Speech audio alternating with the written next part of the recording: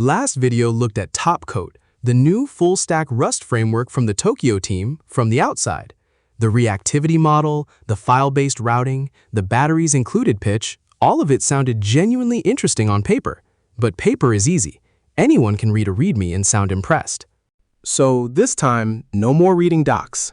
A small to-do app built from scratch using two of Topcoat's headline features together, procedures and shards, to see if the pitch survives contact with an actual compiler. And this isn't going to be the polished highlight reel where everything just works. The real errors that came up along the way are staying in, because that's the part most tutorials quietly cut out. And it's honestly the part that tells you the most about what a brand new framework is actually like to build with today. Quick thing before diving in. This channel runs a Discord for exactly this kind of new, still half-documented tooling. And if any of this ends up useful to you, there's a direct way to support the channel too, both linked in the description. Now, let's get into it. Here's what it looks like once it's running. An empty list, a text box, and an add button.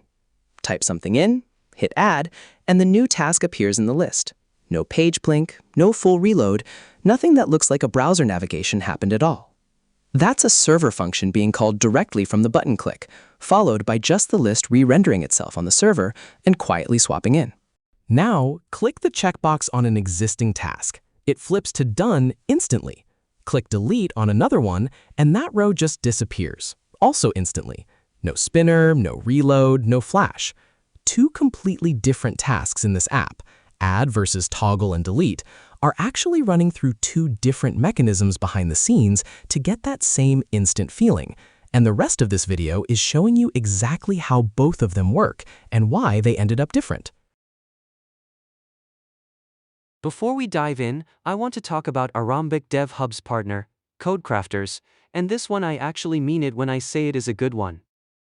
If you have been watching Aarambh Dev Hub for a while, you already know that we are all about understanding how things actually work under the hood. Not just using tools, but truly understanding them. Why does Redis work the way it does? How does Git actually store your commits? What is really happening when you type a command in your shell? Codecrafters is built around exactly that same curiosity. Codecrafters is a platform where you rebuild real developer tools from scratch. Things like Git, Redis, a shell, an HTTP server, a DNS server, a BitTorrent client, you actually build them yourself, stage by stage, in your own language. Every stage unlocks the next, and you can see exactly how far along you are as you go. Now the most popular language on Codecrafters is Rust, and that makes total sense for this channel. If you're just getting started with Rust and want to learn it the right way, this is honestly one of the best approaches out there. Instead of reading theory or doing small exercises that go nowhere, you sit down and build something real. Something you have actually heard of. Something that exists in the real world. And that is when Rust really starts to click. This is not your typical tutorial platform where you just watch someone else code and feel like you learned something. You are the one writing the code, you are the one debugging it, you are the one making it pass each stage. That kind of active, hands-on learning is what actually makes you a better systems programmer, and I will be honest. It is genuinely a lot of fun. The challenges are used by engineers at companies like Google, Meta, and Shopify. And if your company has a learning and development budget, there is a very good chance Codecrafters is covered under it, meaning it could cost you absolutely nothing out of pocket. Worth checking with your manager before you pay yourself. The link is in the description below. Check it out, and if you do sign up through it, you also directly support Aarambh Dev Hub, so thank you in advance if you do. Alright, now let us get into the video. Getting this running locally is basically a two-step affair. First, Topcoat's own command line tool gets installed once, globally, through Cargo, the exact same way you'd install any other Rust binary published to crates.io. Once that's sitting on the system, there's a single dev command that does everything from here. It watches every file in the project, recompiles automatically the moment anything changes, and refreshes the browser for you. There's no separate stop the server, restart the server loop during development at all. From here on, everything gets explained straight off the screen. The code you're looking at was already written ahead of time, so this is a walkthrough, not a live typing session. And it's worth starting exactly where any Rust project starts. not the main file, but the file that declares what the project actually depends on. Two dependencies sit in this file, and both of them earn their place. Tokio comes first, pulled in with two specific features switched on, one that gives it a multi-threaded runtime instead of a single-threaded one, and one that unlocks a small macro which turns an ordinary async main function into a proper entry point Tokio knows how to drive. Topcoat's entire server runs on top of this runtime, so without it, nothing in the app would actually be able to execute anything asynchronous at all. Topcoat itself is the second dependency, and by default, dating it switches on a genuinely generous set of built-in features straight away: routing, the templating engine, session and cookie handling, and asset pipeline. All of that comes for free just by depending on the crate. What doesn't come on by default is htmx support, and this project explicitly switches that feature on. That single line is a hint of something that comes up properly later in this video. Part of this app leans on htmx for its interactivity, and that wasn't actually the original plan.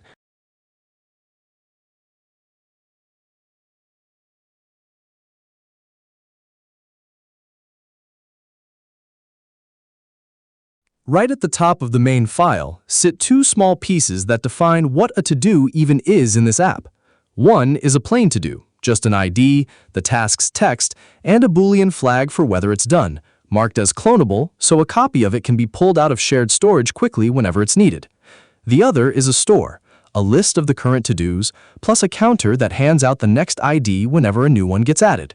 That store gets wrapped in a lock, so multiple requests arriving at the exact same moment can safely read from it and write to it without stepping on each other.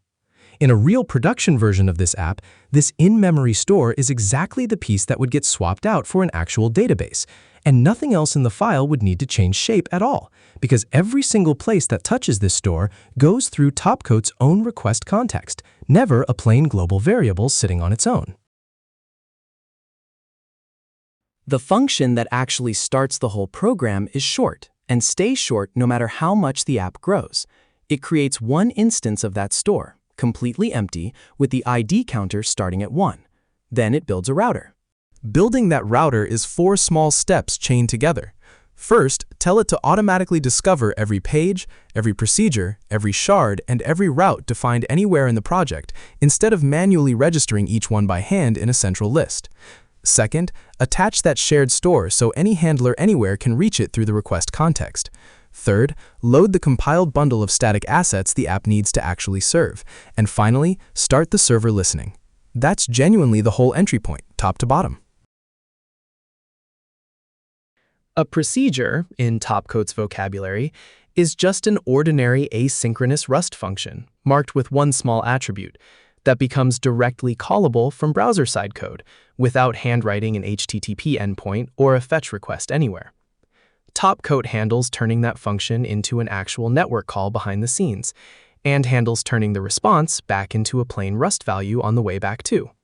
The function that adds a to-do takes the request context and the new task's text, trims any stray whitespace off it, quietly does nothing if what's left is empty, locks the shared store, pulls the next available ID, and pushes a brand new to-do onto the list. Read purely as Rust, there is nothing here that looks like a web framework at all. No request parsing, no response building, none of the usual ceremony. And yet a button click sitting in the browser is about to call this function directly, as if it were just sitting right there in the same file. A shard is a component explicitly marked to re-render itself on the server whenever something it depends on changes, with the resulting piece of HTML swapped into the page automatically, without any full page load. The component responsible for the to-do list is marked exactly this way. It takes a single number as its input, and that number's entire job is to act as a trigger. It isn't actually read or used anywhere inside the function's own logic. The only thing that matters about it is that its value changes whenever the list genuinely needs refreshing. Every time that happens, the function locks the shared store, clones the current list of to-dos out of it, and loops over that list, rendering one small item component for every single to-do currently sitting in memory. The piece that actually owns that trigger number and the little text box for typing a new task is one level up, a component wrapping the whole add a to-do experience. When the Add button gets clicked, an expression runs that calls the Add to Do function directly, waits for it to finish out on the server, clears the typed text back to empty, and then increases that trigger number by exactly 1. That single increase is the entire signal. The moment it changes, the shard notices, quietly refreshes the list from the server, redraws it, and swaps the new version into the page, and the browser never does anything that looks like a page load through any of it. Zooming out one more level, there's a single page that owns the whole site. One route, the home page, which lays out the actual document shell and drops the to-do component into the body. Nothing unusual there. What's actually worth slowing down on is what's sitting in that page's head section, because there are 4 separate script references, and each one is pulling its own weight. 2 of them come straight from Topcoat itself. One is the actual reactive runtime that makes signals in shards work at all, and the other only matters during development, since it's what makes the browser refresh itself automatically whenever a file changes. A third is htmx, loaded straight from a public content delivery network, which is what's going to make the checkbox and delete button behave the way they do.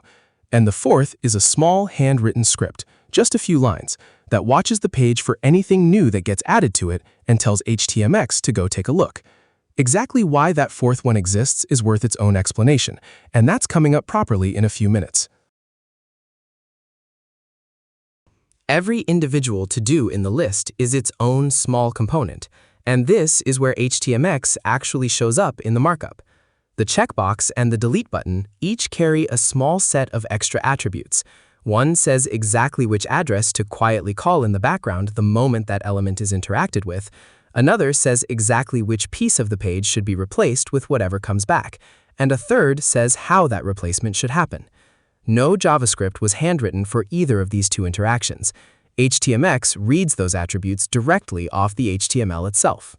On the server side, the 2 routes those attributes point out are almost suspiciously simple. One flips a to-do's done flag, and the other removes a to-do from the list entirely. And both of them, once they're done touching the shared store, render and hand back just that one row of fresh HTML. Or, in the delete route's case, nothing at all, which is exactly what makes the row visually disappear once htmx swaps it in. Neither route redirects anywhere. Neither one touches the rest of the page. It's the smallest possible response that still leaves the page correct. None of what you just saw for toggle and delete was the first version.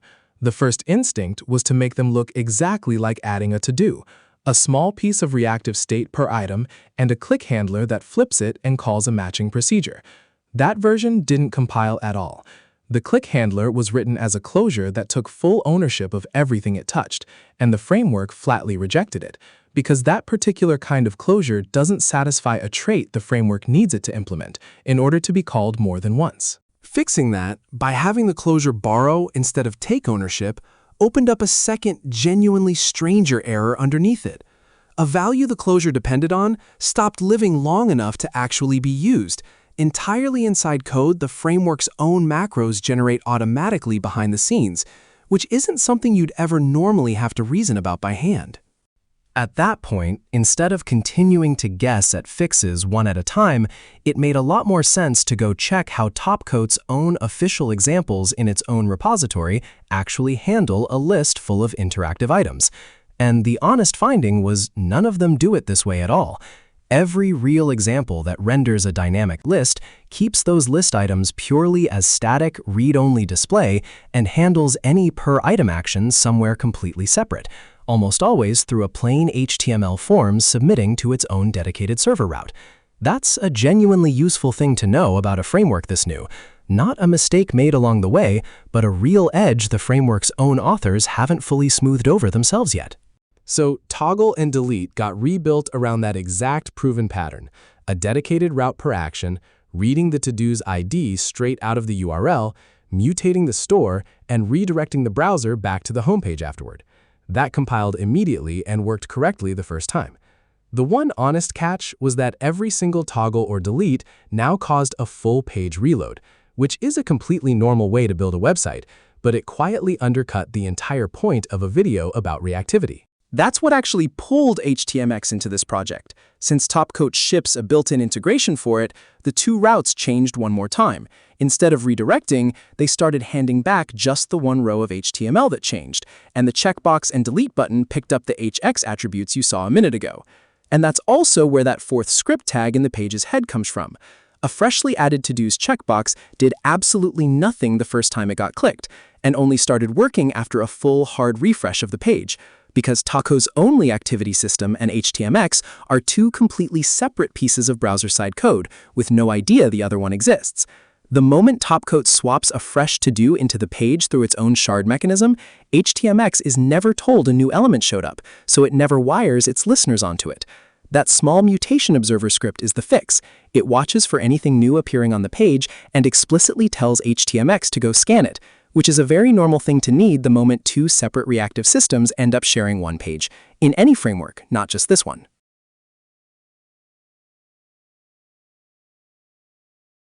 Start with what actually held up. Procedures for the ad flow worked exactly as advertised on the very first real attempt.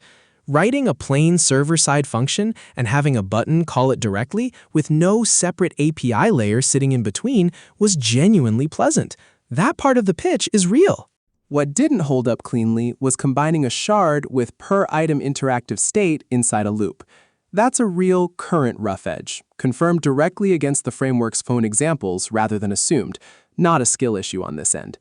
The fix, reaching for htmx instead, worked well once it was wired up correctly, but it does mean stepping outside Topcoat's own reactivity model for part of the app rather than staying inside it end to end. The verdict, honestly, this is reasonable to build small, real things with today, as long as expectations are set correctly going in.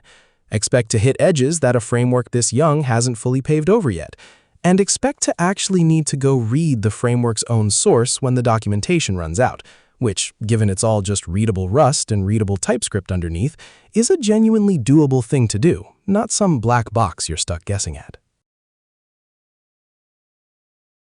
So that's a real to-do app built on Topcoat, walkthrough start to finish. Procedures that made adding a task feel instant with barely any code, a shard that kept the list honestly in sync with the server, and a genuine rough edge around combining shards with per-item state that got worked around with htmx instead of hidden from you. If seeing the actual bugs alongside the actual fixes gave you a clearer sense of what building with a brand new framework really looks like, hit like. It helps this reach more developers. Subscribe if you want more build-alongs like this one. Drop a comment. Would you have gone straight to htmx or tried something else first? I read every comment. The full source for this to-do app, along with the last Topcoat video and everything else mentioned, is down in the description. If you're building anything with tooling this new, join the Discord. We run a weekly study group every Sunday, and this exact kind of here's the error, here's the fix debugging is what it's for. And if this channel's been useful to you, GitHub sponsors and Buy Me a Coffee are linked there too. Thanks for watching, and happy coding.